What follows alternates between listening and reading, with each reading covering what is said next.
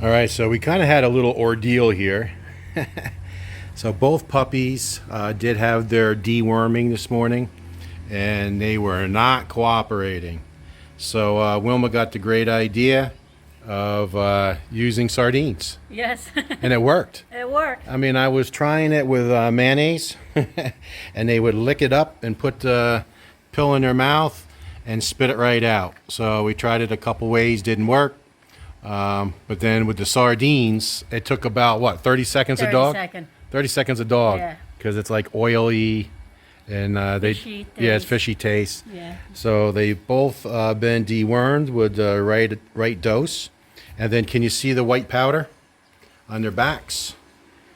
So we put the flea and tick on them. So this is what we found. This was the only thing that we could find.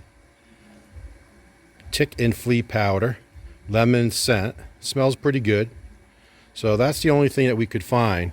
And they say you don't need much, and that's going to go a long way. I think that's going to last forever. Going to get it on Sandy too.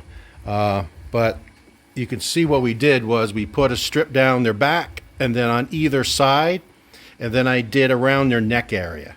I didn't want to get near their face. So you can see Duke for sure. You can see it a little on his side, a little on his head. Now it says that it works in a couple of hours and then it lasts for 1 week. Each dose will last for 1 week. What are you chewing on?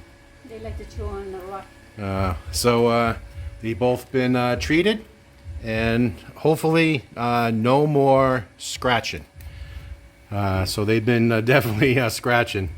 So hopefully they don't lick each other's fur. But they have their deworming, and they have their flea and tick powder on, and we'll see if they stop scratching here in a short amount of time.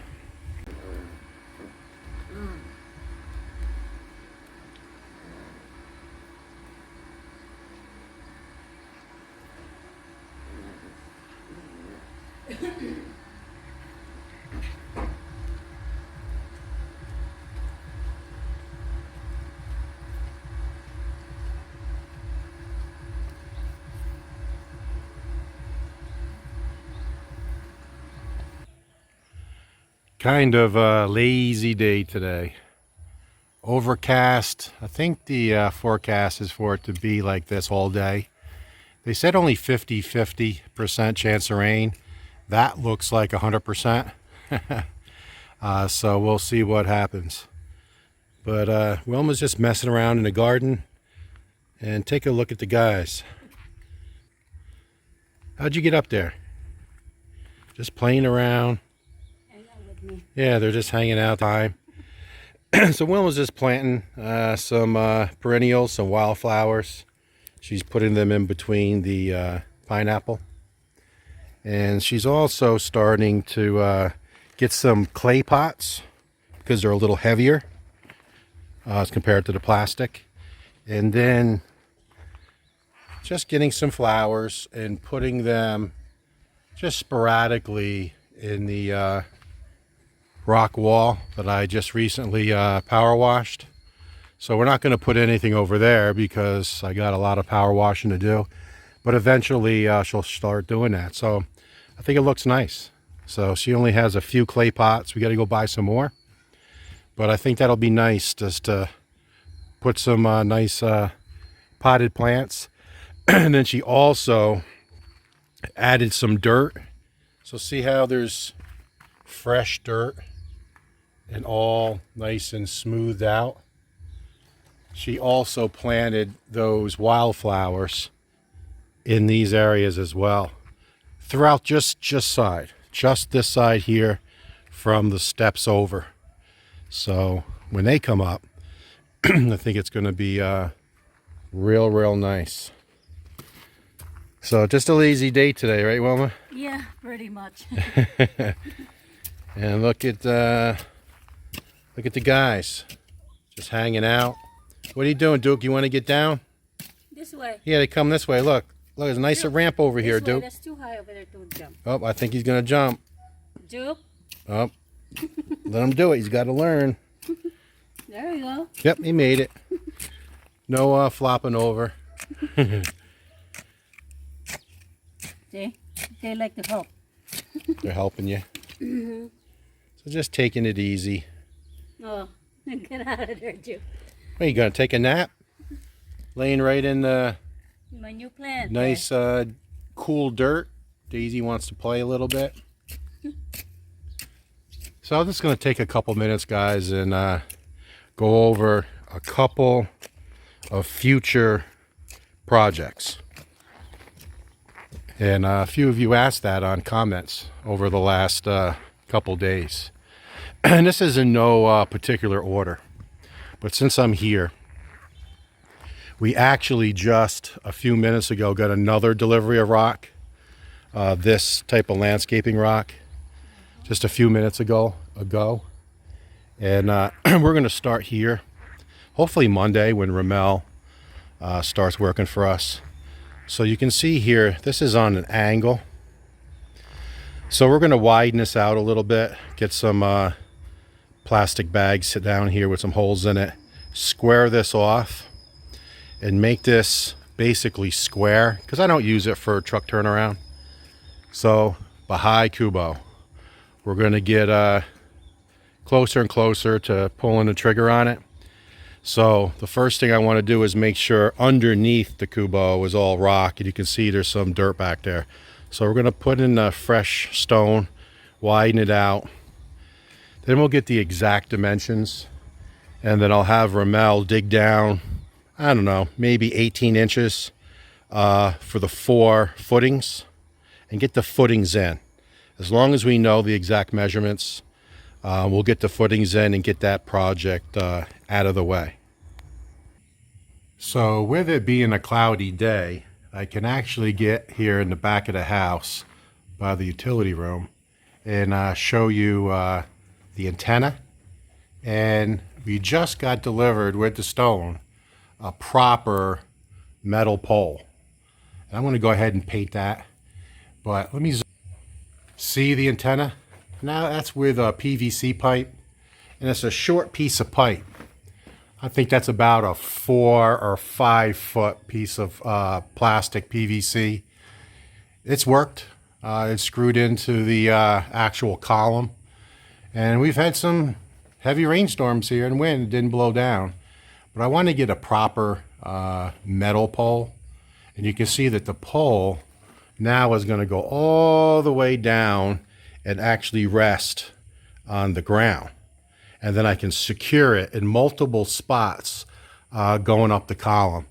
And I need to paint that. That's another project. So when the guys painted the house, they went across and stopped. Didn't paint the column here. So I'm going to go ahead and knock that out. Small project. But see the larger pole? Zoom in even more. I love this phone with the additional zooms. So I'm going to say that's going to go up, I don't know, I'm going to say that's 6 feet higher. It's probably about 3 feet now. So it'll be about 9 feet above the house. Much higher. I did walk out by the pool. You can barely see it if you go actually about 4 foot past the pool.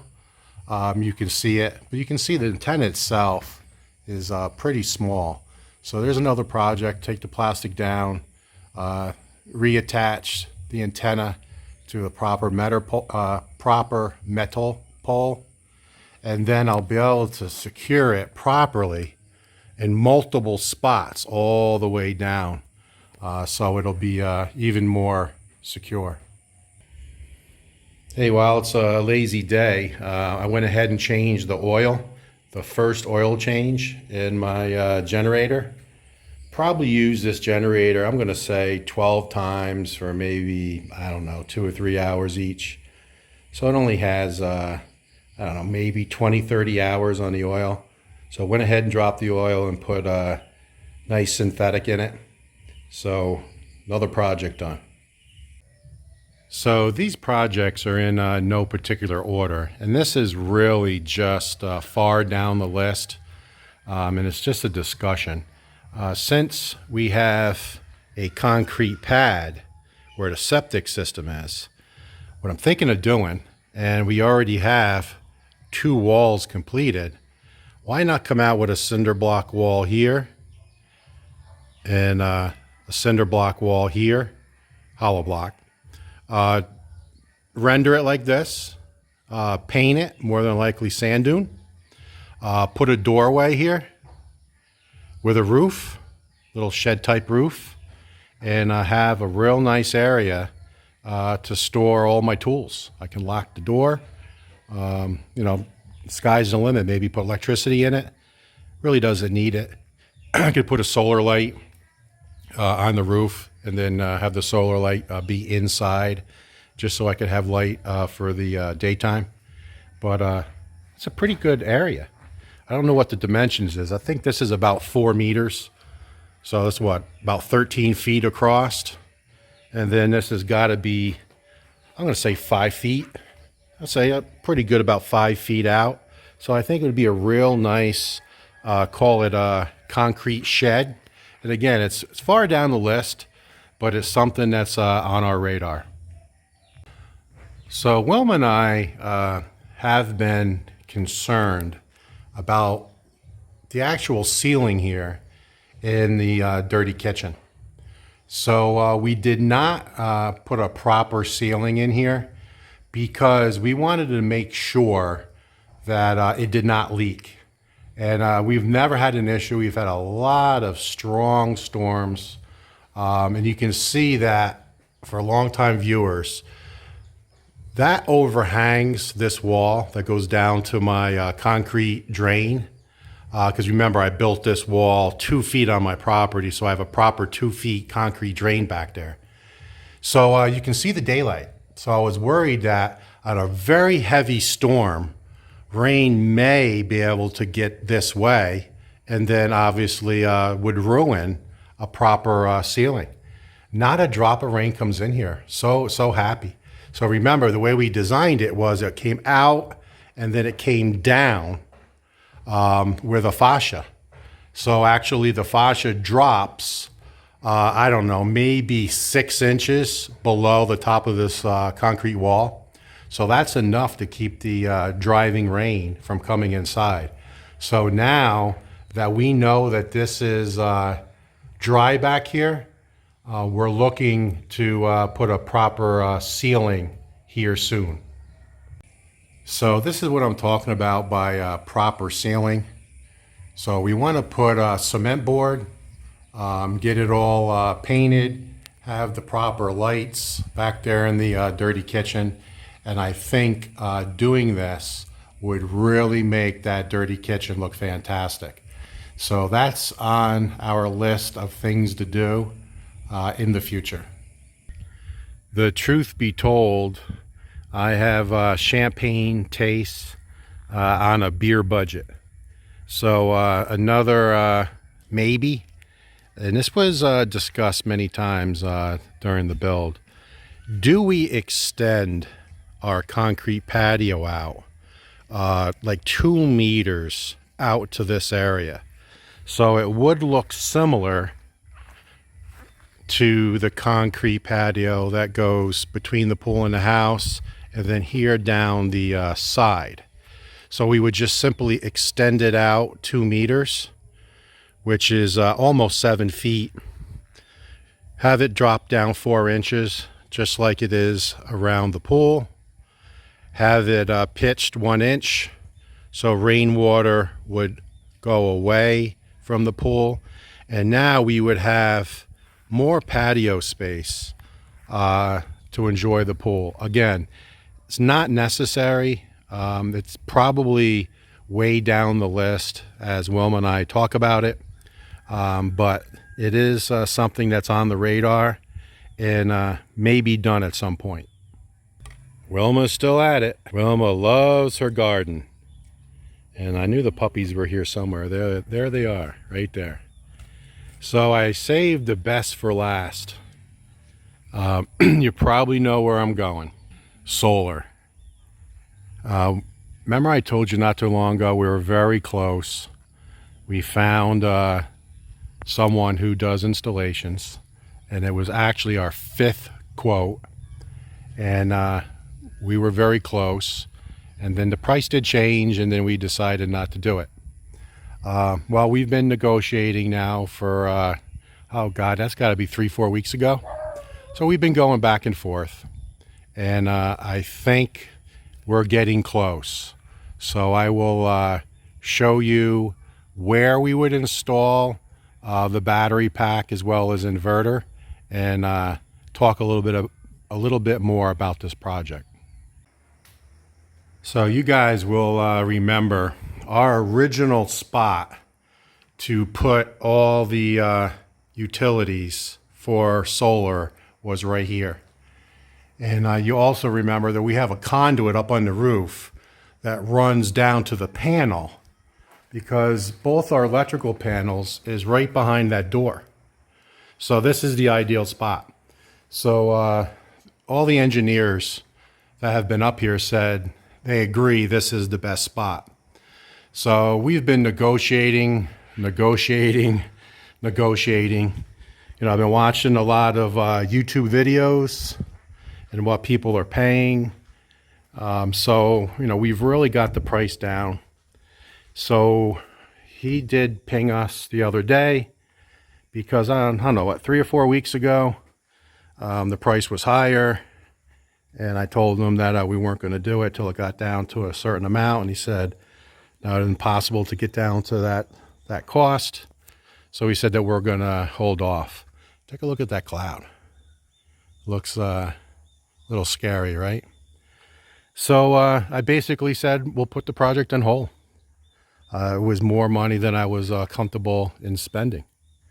So he pinged us, I don't know, 3 weeks later, and said, I can get you a bigger discount.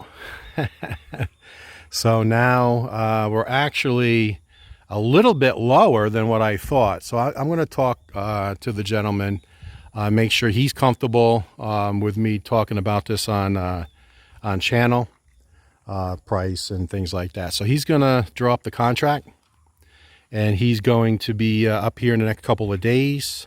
So as you guys know, things can change, because things did change 3 or 4 weeks ago. So we'll just be patient, and we'll see how everything plays out. So I'm sure I'll redline the contract and, you know, get it written more in my favor. And I think we're getting closer to pulling the trigger. So it'll be panels up on the roof. I think it's about 6,000 watts of panels.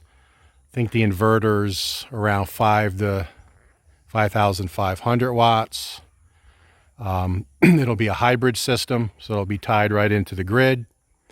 It'll have a 10 kVA battery, which is the bigger battery, because as we were negotiating, we went down to the 5 kVA, but that's just too small. So 10 kVA battery would be perfect for us. It would eliminate virtually all of our electrical costs, because again, we only spend about $80 a month. He said, you know, pretty easily it'll knock it down to $20 or $10.